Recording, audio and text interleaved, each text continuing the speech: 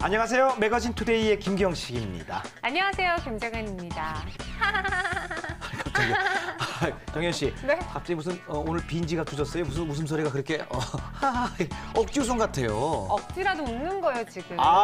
진짜 억지 웃음이었어요. 네. 아니 사실 수명 연장을 하고 있는 중인데요. 우리가 웃으면 복이 온다라고 그러잖아요. 그렇죠. 웃게 되면요, 엔돌핀이 이제 분비가 되면서 호르몬이 분비되면서 맞아요. 면역 세포가 강해지며 건강도 좋아진다고 하니까 하루에 한 15초씩 크게 하하하하 웃으세요. 뭐 웃음 치료라는 말도 있잖아요. 저도 들었습니다. 네. 사실 이게 웃게 되면은 우울증도 감소하고 아까 면역력도 강해진다 그랬는데 네. 그게 이제 일부러는 만들 수 없는 많이 웃으면 웃을수록 NK 세포라는 게 나와요. 그게 암세포 죽이는 역할을 하거든요. 네. 진짜 면역력이 많이 강해진다니까 억지로라도 많이 웃는 게 좋은 것 같은데 이 바쁜 세월에 이 웃을 일이 없어서 참 억지로라도 웃기가 힘드네요. 네, 그런데 사실 우리가 억지로 웃으면 뭐 호르몬이 나오겠어라고 생각을 하실지 모르겠는데 네. 억지로 웃는 것도 효과가 있다고 합니다. 웃을 일이 없다 하시는 분들은요, 이렇게 손으로 만들어서 네네. 입가랑 이렇게 눈 네? 이렇게 해서 진짜? 네, 이렇게 진짜 이렇게라도 억지로. 이렇게 억지로 웃어야 돼? 네네. 아. 그렇게 15초 이상 지속하면요, 우리 뇌가 착각을 일으켜서 전두엽이 활성화되면서 몸속에서 실제로 웃는 것과 같은 이렇게 효과를 나온다고 합니다. 나도 하고 싶은데 나는 그래도 지금 여자잖아. 난 안 할게요. 그래. 저기 리허설 땐 더 열심히 하시는 이렇게 일석이조네. 저도 좋아지고 네. 저를 이렇게 하는 저를 보면서 또 상대방도 웃겨가지고 또 네. 면역 세포 생기고 기분 좋아지고 우울증 감소되고. 네. 자, 이런 말이 있잖아요. 행복해져야 웃는다? 아니다. 네. 웃으면 행복해진다. 네. 그런 것 같습니다. 자, 오늘 매거진 투데이도 여러분들한테 건강한 사실 많이 전해드리겠습니다. 매거진 투데이 오늘도 힘차게 출발합니다.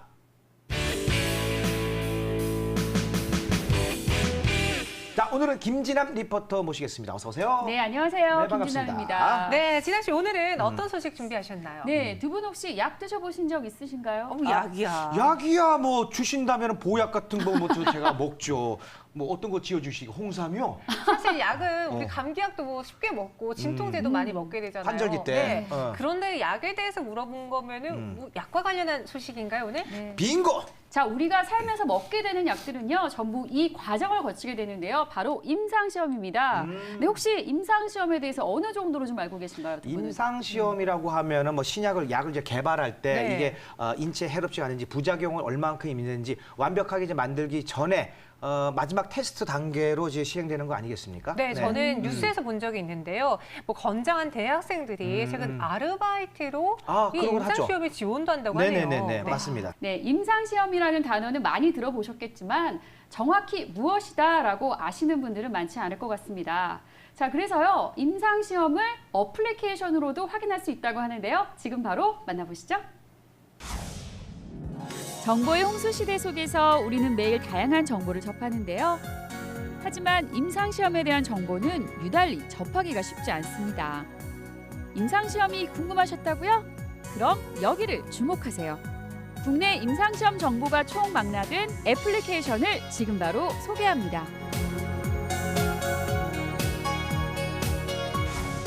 오늘 찾은 곳은 한국판 실리콘밸리로 불리는 판교 테크노밸리인데요. 이곳에 의료 경영 전문가들이 모여 설립한 회사가 있다고 합니다. 안녕하세요. 네, 이곳은 어떤 곳인가요? 네, 여기는 임상시험과 관련해서 스마트폰으로 디지털 헬스케어 서비스를 제공하는 ICT 기업으로 보시면 되겠습니다.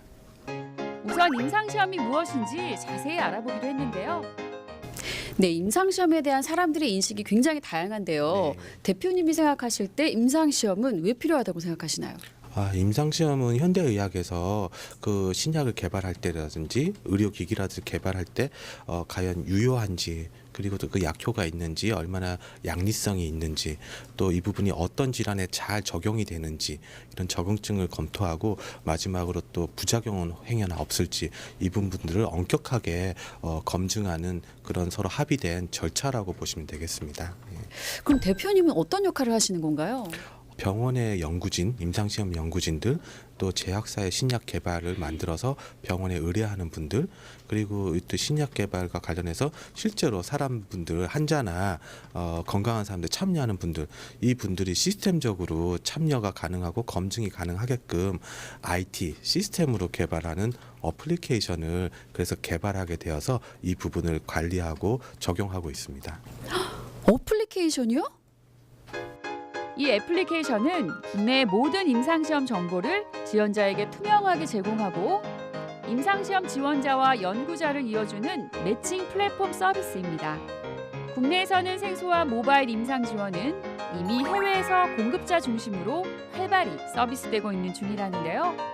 미국 글로벌 IT 기업과 스위스계 제약회사에서는 웹사이트와 SNS 등을 통해 임상시험 정보를 검색하고 지원자를 모집하는 서비스가 이어지고 있다고 합니다. 네, 그러면 이제 개발하고 계신 어플리케이션을 좀 소개 좀 해주시죠.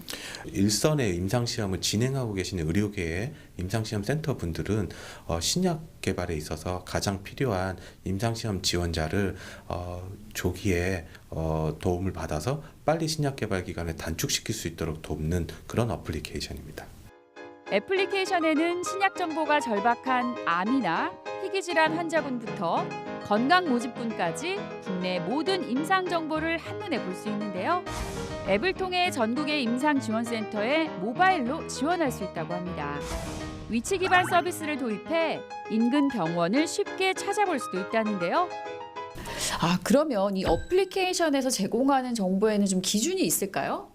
저희가 제공하는 정보의 기준은 식품의약품안전처에서 공개한 의약품 임상시험 승인 현황 정보를 제공하고 각 임상시험 실시기관에서 임상시험 심사위원회 IRB 승인을 받은 임상시험 정보를 제공하고 있습니다.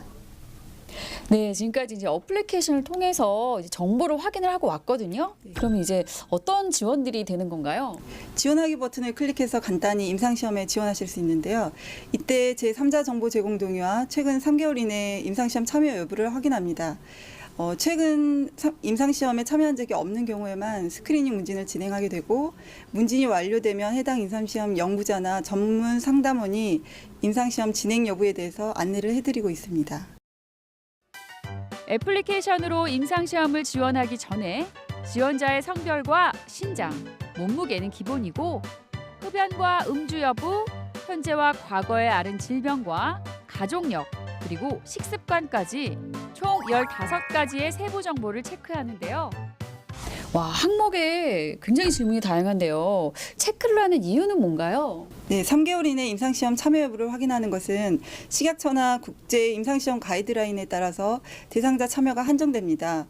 국내 빅5 병원 임상시험센터에 공통된 문진 항목 중에 혈액형, 음주, 흡연 등 대상자의 건강 체크를 통해 임상시험에 적합한 대상자인지 1차적으로 필터링하는 역할을 합니다. 이곳에서는 애플리케이션 서비스를 위해 2년여의 개발 기간이 걸렸다고 합니다. 글로벌 규약 및 법률 검토를 마치고 3개월 동안 전문가 테스트를 거쳐 지난 10월부터 공식 서비스에 들어갔다고 하는데요.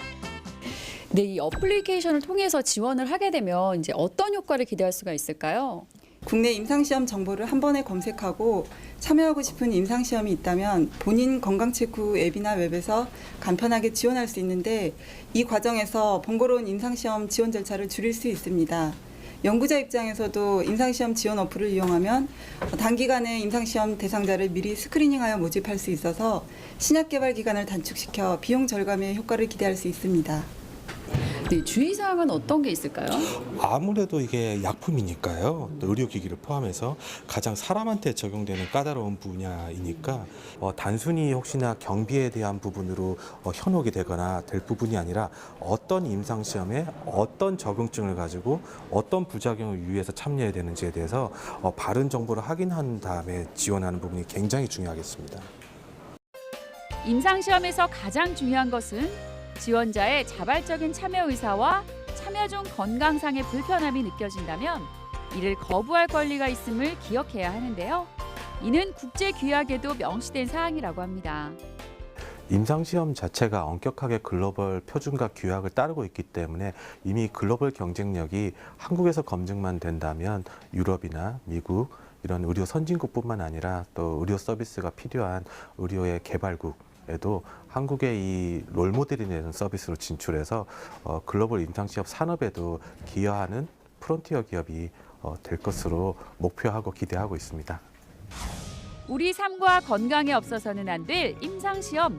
하지만 임상시험을 참여하기 위해 가장 중요한 것은 나의 판단과 결정이라는 사실 잊지 마세요.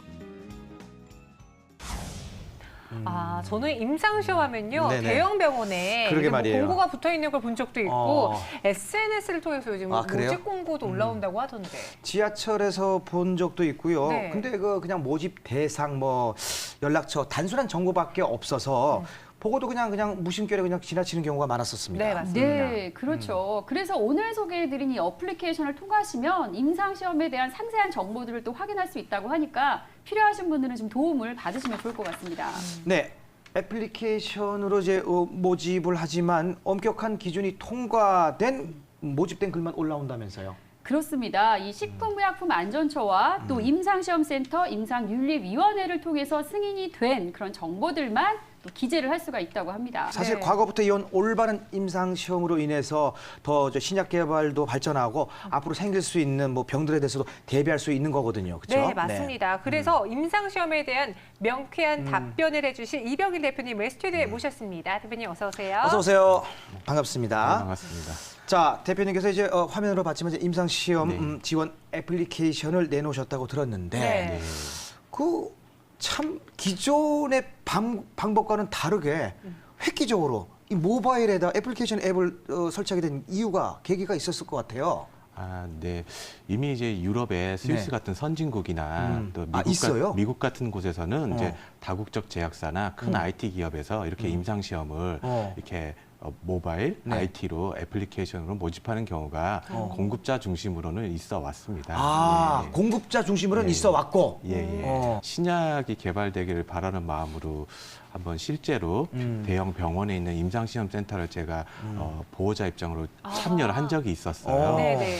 그러다 보니까 임상시험에 대한 정보도 좀 제대로 알고 싶고 더 궁금하고 임상시험 과정도 더 이해하게 됐고 또 동의도 수술 전처럼 다 받더라고요. 네네네. 끝나고 나서도 다시 또 이 모든 정보에 대해서 또 팔로우업으로 알려주고 오. 이런 부분들이 너무 유익하고 오. 또 실제로 병원들은 제대로 진행을 하고 있는데 네네. 환자나 참여자를 구인하는 과정에서 조금 저도 그동안 많은 두려움과 오해가 좀 네. 많았었기 때문에 네. 이 부분에서 좀 스마트폰으로 네네. 한번 만들어 볼 필요성이 있다고 생각하게 됐습니다. 네. 근데 임상 시험은 신약 개발에 꼭 필요한 과정이라고 지금 말씀을 하셨는데 네. 건강한 성인 남성을 구하는 경우도 있더라고요. 네. 그 보통 이제 임상 시험에는 보통 이제 환자들을 대상으로 하는 걸로 알고 네. 있는데 네. 이거는 뭐 건강한 또 성인 남자를 원하는 성인 남자를 원하는 네. 게 어떤 차이인 건가요? 전문 용어로는 이제 양리성, 유효성, 안전성이라고 부르는데요. 그게 1단계입니까? 예, 그 1단계는 어. 환자한테 하는 것이 아니라 어. 바로 건강한 사람한테도 약을 먹을 때 이상이 없어야겠죠. 네. 그리고 적정한 투입량을 확인할 수 있어야겠죠. 그걸 나노 수준으로까지 아주 정교하게 아. 투입을 하는 것, 시험을 하는 것이 임상에서 신약 개발의 일상입니다. 그러니까 그 1단계가 이제 그 기준이 돼 일반 건강한 사람의 기준이 돼야지 2단계, 3단계 이제 네. 환자의 질병의 정도에 따라서 그 투약이 네네. 정해지게 되는 거군요. 네. 그럼 건강한 사람들을 대상으로 하는 시험이 뭐 일상이라고 있다고 하셨잖아요. 네네. 어떤 것들이 뭐 구체적으로 있나요? 예. 흔히들 막 동물 실험 막 네. 이렇게 헷갈리고 막 원숭이한테 막 이런 얘기들도 하실 임상 때가 실험. 있는데 예. 네. 그게 전 임상이라고 해서요. 임상 전에 네. 동물들한테 먼저 하는 것은 임상 실험이라고 볼 수 어. 있겠죠. 네네네. 그다음 이제 일상은 건강한 사람한테 아까 말씀드린 먼저 일상 시험을 한 다음에 네네. 그다음엔 자발적으로 동의가 된 경증의 환자들한테 샘플을 이렇게 안전성을 확인할 수 있도록 그렇게 네네. 이제 투입을 하는 임상 시험을 거칩니다. 네. 그리고 나서는 실제로 그 환자 자발적으로 동의한 경증에서 더 관여가 높은 환자를 3상이라고 해서요. 바로 시판 직전입니다. 시판 직전에 샘플링이 되는 자발적인 그 자원자 환자들을 대규모로 그 검증을 한 다음에 그 다음에 이제 시판이 되게 되는 거죠. 음. 근데 시판이 됐다고 다 끝난 게 아닙니다. 네네. 후임상이라고 해서 네. 사상이라고 해서 약품들이 다 판매되는 중에도 뭔가 또 모르는 부작용이 생길 수 있지 않습니까? 네네. 그럴 때는 바로 또 그 부분이 후임상이라고 해서 바로 제품들이 철회가 되게 되는 과정을 가집니다. 네, 그렇습니다. 자, 그럼 건강한 사람들 외에 화면에서도 이제 보셨겠지만 저기 다양한 질병군들이 임상 시험을 진행하고 있습니다. 네네. 어떤 질병군에 지원 환자가 좀 많이 몰리는 편입니까? 아무래도 가장 심각한 질환, 신약 개발이 절실한 네. 암, 요즘 암. 표적 항암제, 요즘 단백질 합성으로 또 만들죠. 오. 그런 이제 요즘 바이오 강국이 한국이 되어가면서 네. 이런 암 관련해서 최근에 가장 임상 시험이 많고요. 네. 그 외에도 시장에서 네. 아무래도 오랫동안 복용하는 고혈압, 오. 당뇨, 또 이제 치매 이런 뇌질환 치료제들은 신약 개발이 많이 이루어지고 있습니다. 그래서 그만큼 암과 함께 임상 시험 개발이 많은 분야라고 볼 수 있겠습니다. 네. 그래서 이 과정에서도 이제 신약 개발은 이제 아까 말씀하셨듯이 1단계는 건강한 사람부터 먼저 네.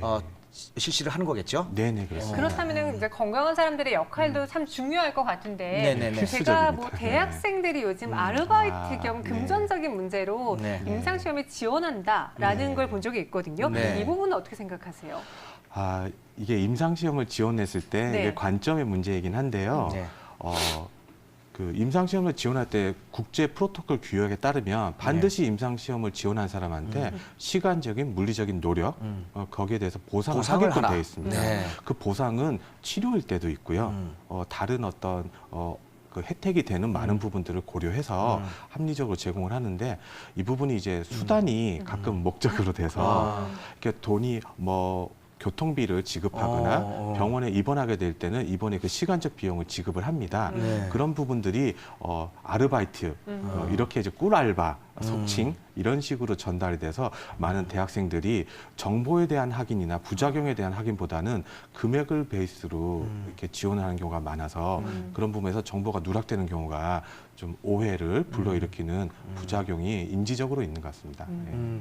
해외에서는 뭐 헌혈처럼 이제 봉사 개념으로 생각하시는 분들도 많다고 좀 얘기 들었습니다. 네, 희귀 질환이나 이런 쪽은 누군가가 네네. 지원을 해줘서 이런 부분을 해야 되는 부분도 있기 때문에 네네. 헌혈처럼 그 사회 공익 활동처럼 참여를 하는 경우도 적지 않습니다. 네. 그런데 말이죠. 사실 이제 우리는 지금 스마트폰을 굉장히 이거 친근하게 지금 접근을 하고 있잖아요. 네. 그래서 이 임상 지원 애플리케이션을 이제 우리 청소년들이나 학생들, 대학생들도 쉽게 접한단 말이에요. 네. 이런 것들에 대한 이 관리는 이제 어떻게 하고 계시는지요? 예, 이 부분이 막연히 걱정이 되실 수도 있는데요. 그럼요. 사실은 소아 어린이들도 임상 시험을 참여를 합니다. 아토피 같은 거 그럴 수 생각해 있겠네요. 보시면, 네네네네. 근데 그 부분들을 다 결국은 임상시험 센터라는 곳은 다 국가가 공인된 안전한 곳에서 시행이 되는데요. 대부분 대학병원 내에 있는 임상시험 센터에서 진행되기 때문에 이 분들이 의료적인 저희가 병원에 갔을 때 합리적인 그 절차대로 병원에서 진행을 하게 되고요. 이렇게 된 진행조차 그냥 단순히 병원에서 임의로 끝나는 것이 아니라 제3자로부터 저희가 건설할 때 감사를 받듯이 네네. 반드시 임상 절차가 모든 것들이 투명하고 바르게 됐는지 감사를 받고 그제서야 그 절차까지도 승인을 받도록 되어 있습니다. 네. 자, 오늘 방송 보시고 임상 시험에 대한 인식이 조금 이제 바뀌셨을 것 같은데요. 네. 자, 현재 대한민국에서 이제 임상 시험은 주로 어디에서 이루어지고 있습니까? 네, 다 식약처에서 공인을 한 네. 임상시험 센터인데요. 그렇다면 아무래도 저희가 다 아는 큰 대학교 병원, 대형 병원, 서울에도 큰 병원이 뭐 글로벌로도 탑5 정도가 손꼽힐 정도로 있는데요. 네. 지역은 뭐 네. 서울이겠네요. 지역별로도 있지만 대도시별로 대학병원은 있지 않습니까? 네네네. 근데 그런 부분도 있고요. 큰 제약사나 임상시험이 신약 개발에도 있지만 의료기기, 그다음 화장품, 건강기능식품도 다 임상시험을 거쳐서 쓰죠. 네. 사람 몸에 쓰이는 안전성이 그러네요. 중요하니까요. 임상 시험 네. 공고가 떴을 때 네. 이런 거는 좀 주의해서 유념 있게 좀 봐야지 좀 피해를 보지 않는다. 예, 국제적으로 규약이 있어가지고 바른 정보가 그대로 다 전체를 알고 부작용에 대한 인식도 알고 그리고도 내가 자발적으로 동의하겠다라는 부분이 필요한데 그냥 아까 정보들이 발췌해서 빨리빨리 임상시험을 모집하니까 빨리빨리 지원하세요라고 해서 그냥 장소와 위치만 말하거나 특정 질환 뭐 임상시험이고 이런 부분들이 정보가 이게 그냥 발췌돼서 임의로 조각조각 나서 정보를 접하게 된 경우가 적지 않더란 말이죠. 네. 네. 근데 그게 실제 병원에서는 이 부분을 다 알려줘야 될 의무가 있고 거꾸로 이제 공급자 입장이 아니라 지원자, 저희 수요자 입장에서 임상시험에 참여자는 저희 평범한 건강인과 환자 입장에서 보면 알 권리, 그다음에 그 정보에 대한 접근권 이 부분이 굉장히 지금 글로벌리도 중시되고 있습니다. 법규도 강화가 되어질 예정이고요. 그래서 이 부분에서 내가 알 권리를 충분히 인지받았는지 알고 참여되는 게 너무나도 중요하죠. 네, 그렇다면 아까 대표님이 한국에 특히나 서울에서 임상시험이 많이 하고 있다라고 하셨는데 앞으로 임상시험과 관련해서 나아갈 방향은 어떤 것으로 생각하시나요? 거창한 질문은 아닙니다. 네, 저기 한국이 IT 강국이라고도 부르고 네. 또 의료 강국이라고도 부르죠. 네. 이 두 가지가 결합된 분야가 임상시험 산업이라고 볼 수도 있습니다. 그래서 어느새 우리나라가 지난 20년 사이에 20배 정도 이 시장이 성장했어요. 네. 그래서 세계에서 6위 정도의 임상시험 강국이고요. 네. 특히 서울은 세계 1위입니다. 아, 그래요? 예, 미국의 이제 휴스턴 시티와 서로 경쟁을 하면서 세계 1위를 차지하고 있고 스마트폰도 세계에서 최수위권을 차지하고 있죠. 그래서 이 노하우가 한국에서 이렇게 남달리 앞서갔던 순식간에 글로벌 경쟁력을 가진 분야가 이제 시스템적으로 이렇게 IT, 애플리케이션, 많은 데이터 이런 부분들을 안정성을 가지고 의료 선진국이 돼서 아시아에서 다시 리더십을 발휘하고 나아가서 이렇게 유럽의 스위스나 이렇게 미국 다시 역수출 되는 시스템으로 자리 잡기를 바라고 있습니다. 네, 우리 한국이 굉장히 좋은 인프라를 갖고 있군요. 네. 우수 인재도 갖고 있고 또 기술도 갖고 있고요. 자, 국민적인 또 이 변화, 인식의 변화가 있으면 더 좋을 것 같습니다. 자, 오늘 도움 말씀해 주신 우리 이병일 대표님 그리고 김진남 리포터 감사드리겠습니다. 고맙습니다. 네, 올해 1월부터 4월까지 약 3개월간 네. 국민권익위원회에서 의학 분야 리베이트와 부패 근절을 위한 활동을 하고 있다는데요. 아, 그럼 신고는 누구나 다 가능한 거죠? 네, 뭐 네. 내부 관계자뿐만 아니라 누구나에게도 네. 신고가 열려 있습니다. 그렇습니다. 이 신고 대상에는요, 의료인과 기관 종사자, 약사 등에게 리베이트를 제공하는 내용과 허가 품목의 의약품을 제조하거나 수입하는 내용, 네. 그리고 무자격 기관에서 임상 시험을 하는 내용과 의약품 제조시설 비위생적 관리와 유해물질 방출 등 279가지의 법률 위반 행위가 있다고 합니다. 아, 대단합니다. 아, 이거 읽는 것도 힘드네요, 참. 아, 근데 이거는 정말 알아두셔야 되는 부분들이기 때문에 저희가 일부러 마무리할 때 이렇게 언급을 해드렸습니다. 네. 그리고 신고자를 위한 비밀 보장이나 신변 보호 등 신고 불이익을 막기 위한 장치들이 다 마련됐다고 하니까 여러분들 참고하시고요. 네, 맞습니다. 국민권익위원회 홈페이지에서 공익신고를 하시나요? 저희가 네. 뭐 112, 119 이런 대표 번호가 네, 있잖아요. 국번 없이 몇 번입니까? 바로 110 또는 네. 1398번으로 문의하시면 된다고 합니다. 네, 국번 없이 110, 98. 1398입니다. 정말 좋은 정보인 것 같습니다. 자, 저희가 준비한 소식은 여기까지입니다. 네, 저희는 다음 이 시간에 찾아오도록 하겠습니다. 시청해주신 여러분 고맙습니다.